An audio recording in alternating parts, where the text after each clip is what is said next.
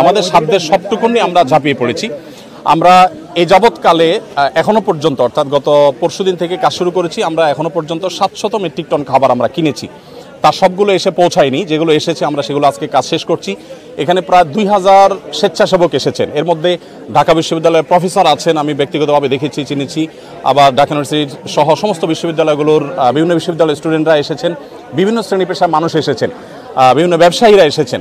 তো এবং ছোট ছোট শিশুরাও এসেছে, তারা প্যাকেজিংয়ের কাজে হেল্প করছে।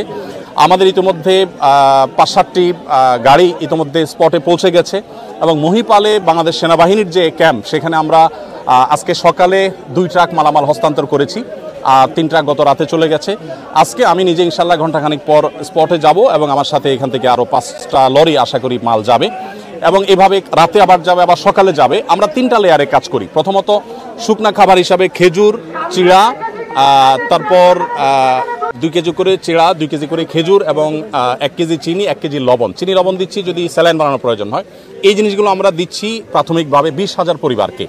আর 40,000 পরিবারের জন্য 10 কেজি করে চাল, 2 লিটার সয়াবিন তেল, 2 কেজি মসুর ডাল এবং 1 কেজি লবণ, 1 কেজি চিনি দিচ্ছি। আলুটা দিতে পারছি না কারণ আলু পচে যাওয়ার আশঙ্কা আছে, কারণ লরিতে দেখা যায় পথে রাস্তায় কী হবে আমরা জানি না। যদি 2 দিন জ্যামে পড়ে থাকে তাহলে সেক্ষেত্রে এগুলো পচে যাবে। সেক্ষেত্রে আমরা হয়তো নগদ কিছু টাকা দিব যাতে করে তারা কিনে নিতে পারে। এটা হলো দ্বিতীয় লেয়ার, অর্থাৎ এখনও রান্না করার পরিস্থিতি নেই, আমরা শুকনা খাবার দিচ্ছি। খেজুর 4-5টা খেলে খাবারের কাজ হয়ে যায়। সেই সাথে আমরা একটু পানি শুকোতে শুরু করলে কাল বা পরশু সকাল থেকে আমরা চাল ডাল সহ ভারী খাবার দেব। এরপর তারা যখন ঘরবাড়িতে যাবেন তখন আমরা 25 কেজি করে চাল ইনশাআল্লাহ আশা করছি যে আমরা 20,000 পরিবারকে দেব। এরপরে 4th লেয়ারে গিয়ে আমরা 4,000 পরিবারকে ঘর বানিয়ে দেওয়ার প্ল্যান করেছি। পরিপূর্ণ ঘর বানাতে না পারলেও 4 বান করে টিন এবং কিছু নগদ টাকা 10 বা 20,000 টাকা, যেটি আমাদের সুযোগ আমরা এটা দেবো।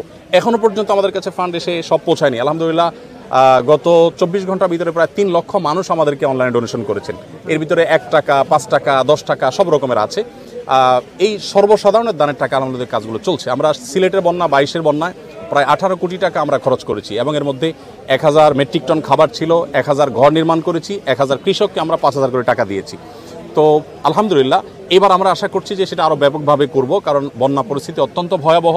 প্রতিনিয়ত আমাদের কাছে সাহায্যের জন্য মানুষ আসছে, রাত দিন আমাদের কর্মীরা কাজ করছেন, সর্বস্তরের মানুষ এখানে এসে কাজ করছেন। আমি আপনাদের মাধ্যমে উদাত্ত আহ্বান করতে চাই আমাদের দেশের সর্বস্তরের মানুষকে। আমাদের দেশে মানুষ একে অন্যের বিপদে ঝাঁপিয়ে পড়েন, এর পূর্বে আমরা বিভিন্ন সময় দেখেছি।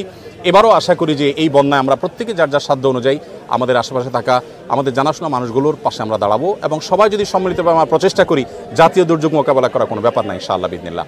40 বা 50 লক্ষ মানুষ আক্রান্ত। আমরা একটু দেখি, মাশাআল্লাহ এখানে একটা প্যাকেজ রেডি হয়ে গেছে, সম্পূর্ণ একটা প্যাকেজ রেডি হয়ে গেছে। এখানে আমরা দেখতে পাচ্ছি 10 কেজি চাল, 2 লিটার তেল এবং একটা চিনি এবং একটা লবণ। একটা ফ্যামিলির জন্য কমপ্লিট রেডি হয়েছে। ডাল 2 কেজি ডাল, 2 কেজি মসুর ডাল রেডি হয়ে গেছে। তেলের স্তূপ, এখান থেকে 2 লিটার করে তেল প্রত্যেকটা প্যাকেজে ঢুকে যাচ্ছে ইনশাআল্লাহ। এদিকে তাকবীর দিচ্ছে, আমরা শুনতে পাচ্ছি, আমরা দেখতে পাচ্ছি এখানে শত শত হাজারো মানুষ এসছেন। যে মানুষ আসছেন তার 1/3 হয়তো আছে শেডের ভিতরে এখানে কাজ করছে, এখানে সিরিয়ালে কাজ আছে। আমাদের আরও 2টা শেডে কাজ চলছে। আজকে সকালে ফেনীতে আর্মিদের ক্যাম্পে যে মালগুলো পৌঁছে গেছে, ইতোমধ্যে অনেকটা হয়ে গেছে, অনেকটা আমাদের মাল আনলোড হয়ে গেছে। 2টা লরি মাল গেছে, সেখানে 2250 ml এর পানি, 7200 বোতল আর 50 গ্রামের গুঁড়ো দুধ, 7200 প্যাকেট। এগুলো বাচ্চাদের খাবার হিসাবে আমরা প্রস্তুত করেছি।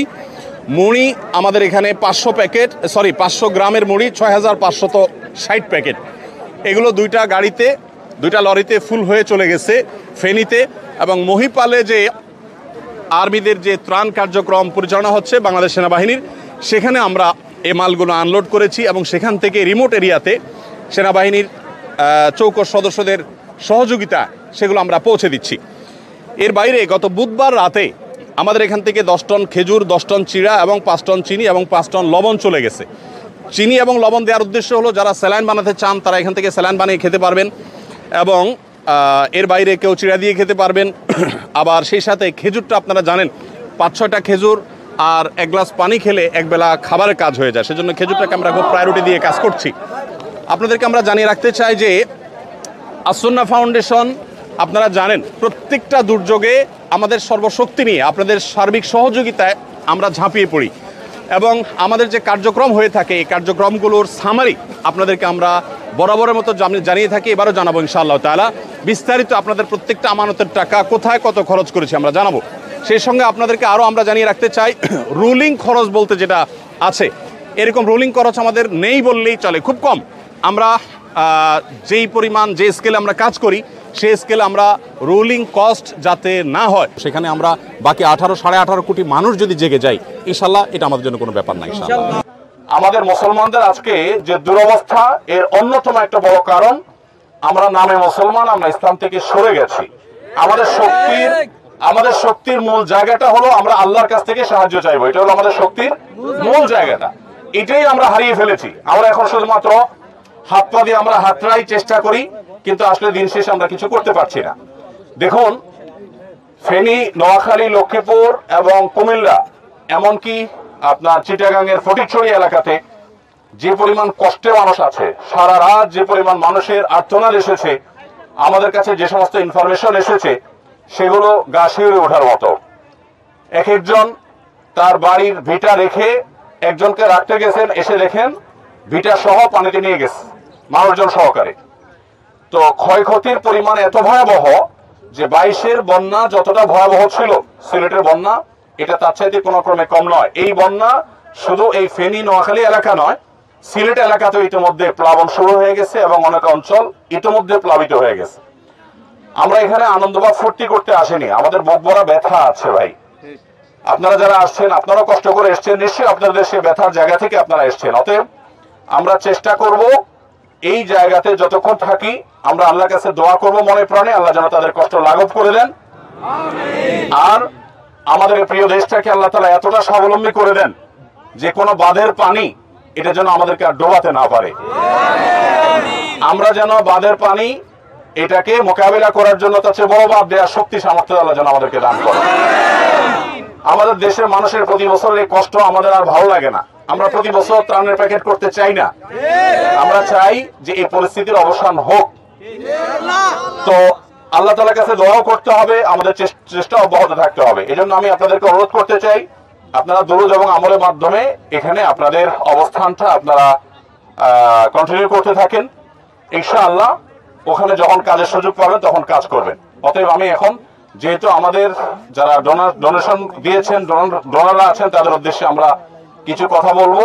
অতএব এই টাইমটাতে আপনারা যদি সহযোগিতা না করেন তাহলে বদনামিটা আপনার ব্যক্তির হবে না, বদনামিটা হবে আসন্না ফাউন্ডেশনের।